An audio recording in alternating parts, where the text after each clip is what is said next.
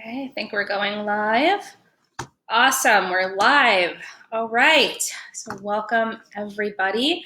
And it was so nice, by the way, having so many people join us last week for Alligator Seder. So welcome back, and welcome if you're coming for the first time to our stay-at-home story time. So my name is Rachel, and I work at the museum at Eldridge Street. And a little bit about our museum. Maybe some of you have been to our museum before, and maybe some of you haven't yet. But you know, I work as an educator there. We do lots of story time. We talk about immigration and architecture and art, so many things. So if you haven't been, I look forward to welcoming you to our museum when we reopen. And something very special about our museum is that it's housed inside a very, very old and very beautiful synagogue. So our synagogue was built in 1887. So if you do the math on that, that's 132 years old. And it was built by immigrants a very long time ago. They were Jewish immigrants that came from a part of Europe called Eastern Europe. And these were countries like Russia and Poland, Lithuania, and maybe you have family that came from those parts of the world. And when they came from different countries, but they had a lot of things in common. Very similar traditions, very similar holidays and foods. And one of the things that they would have been celebrating at this time of year 132 years ago is the holiday of Passover. So they brought those traditions with them here to New York and the United States. And of course, Passover, we do many special things. Like last week, for example, we talked about the Elijah Cup. We did an art project around that. But also, food is really important during the Passover Seder. And I'm curious, are there maybe some special foods that you like to eat with your family during Passover? Hearing like maybe some matzah. Of course, lots of things you can do with matzah. There's charoset, and of course, matzah ball soup is always a favorite. Now, how many of you are planning on eating gefilte fish? I'm probably imagining right now some people are like very happy about that, or people are making some really like gross ill faces. I think people sometimes are in the camp of gefilte fish being one of those foods you either really love it, a crazy person like me, or you can't stand them. Oh, somebody here is saying they love matzo balls. I love them too. But does anyone here love gefilte fish? No love for the gefilte fish? We need to show some love for the gefilte fish. And so we're going to be reading a story today all about gefilte, but maybe gefilte is a new word for us. And gefilte just means stuffed fish. And Jewish people all over the world have eaten gefilte fish. They've been, someone named Meryl likes gefilte fish. Good, Meryl's in my camp. Good, I'm getting some votes. And we got to show the gefilte fish some love today. But gefilte fish is eaten all over the world. People have been eating it for a very long time. My grandmother, my great-grandmother ate it. And this was the food they brought with them when they immigrated from Eastern Europe. But here's a question about gefilte fish. Do the gefilte fish at your Passover Seder walk? No? Really? How about talk? No, they don't do that either? Well, the gefilte fish that we're going to read about today, they walk and they talk. So these are some very funny, very special gefilte fish. So I have with me today this wonderful book called Five Little Gefiltes. And the author is David Horowitz. Now, before we get started with the book, something really interesting and special that we're going to be talking more about today is the language of Yiddish. And maybe have we heard of Yiddish before? Maybe we have like a parent or a grandparent who speaks Yiddish.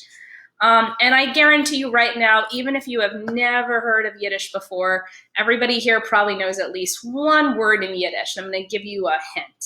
It's a food. and it's round, and it has a hole in the middle. This is usually where kids like donuts. Not a donut, though. Donut sounds good about now. So the other clue is people usually like to put things like big butter or cream cheese on this food. Can anyone guess?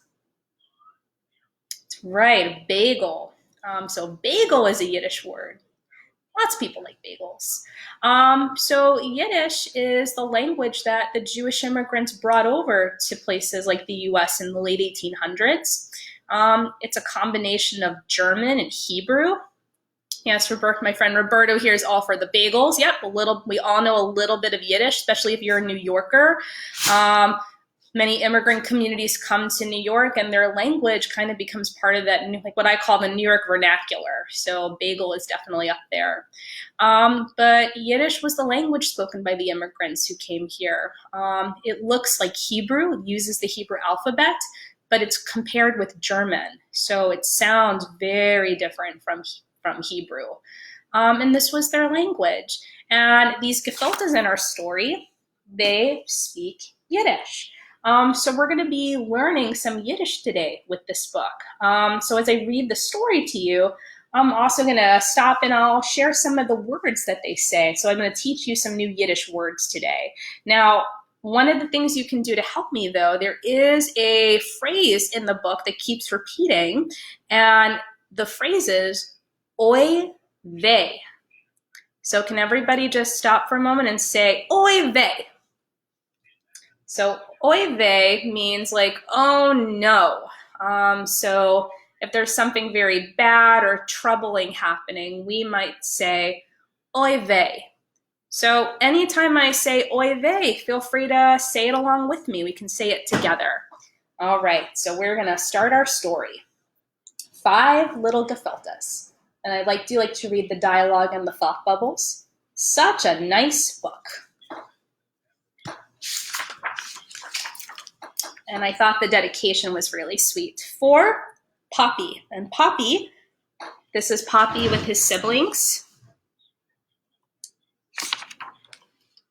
He's right over here. So right before they immigrated to the United States, so the writer's family. What's a gefilte? Gefilte fish is a traditional food popular with Jewish people all over the world. But don't go looking in the ocean for gefilte fish, see? Regular fish, gefilte fish, very different. Gefilte fish are balls made from several different kinds of fish, pike, carp, and whitefish to name a few. They're like matzo balls made out of fish. That's disgusting. So he's like, blech. So who's asking you to eat one? Now on with our story. Here we have Bubby's homemade gefilte fish. Such a nice piece of fish. Five little gefiltes went out one day, out of the jar and far away. One of them said, maybe we should stay. And the other one said, what are you talking? Kind of like a New York way of saying, what are you talking about? Okay. Mama gefilte cried out, oy vey!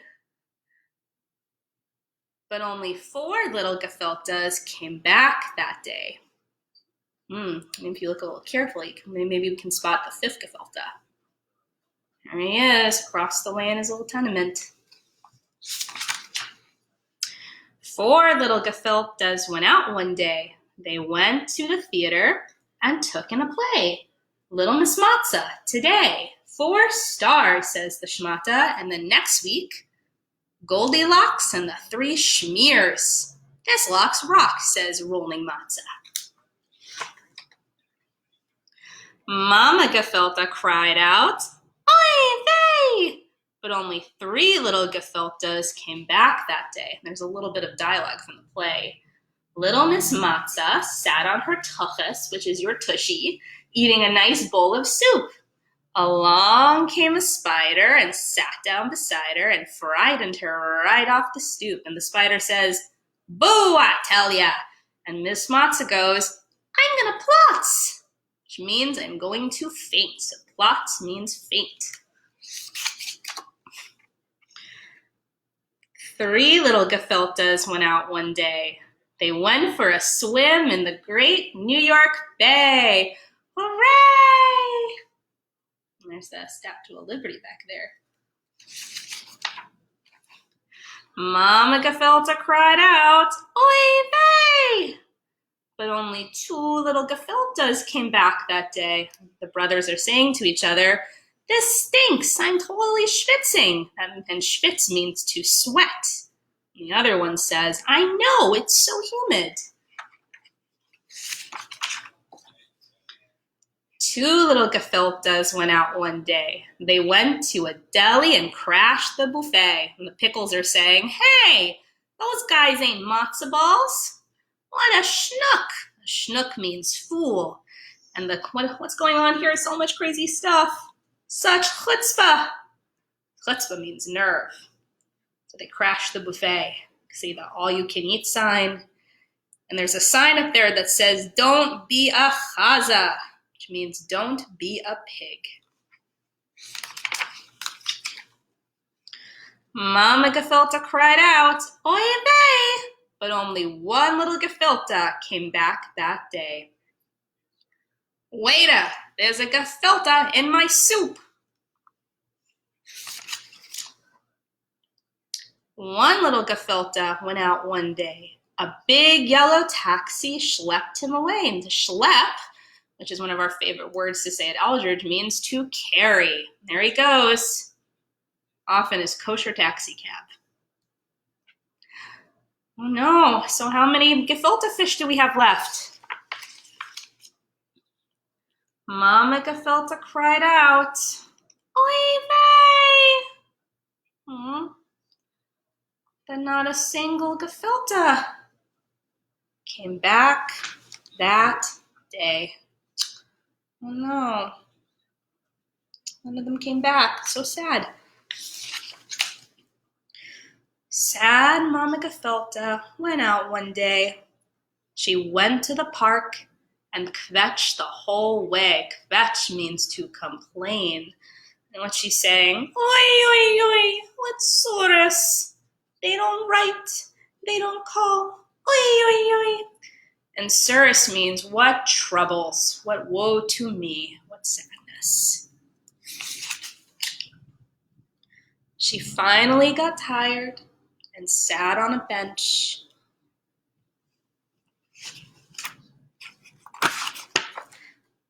And the gefiltes came back because each was a mensch. And here the mom is saying, what she's thinking to herself, "I am kvelling." And kvelling means I am so proud. She's so proud and overjoyed. And a mensch means a good and righteous person. So all her little gefilte babies, they left, but they came back to their mama. And that's the end of our story. So I hope you enjoyed reading this book with me. And even though the gefilte at your Seder may not walk and talk or speak Yiddish, I do encourage you for Passover, if you're having gefilte, you've never tried it before, I encourage you to try it. And my other challenge to you, we learned some new Yiddish words today, and at the back of this book, there's a glossary of all the words that we learned today. And some other ones too.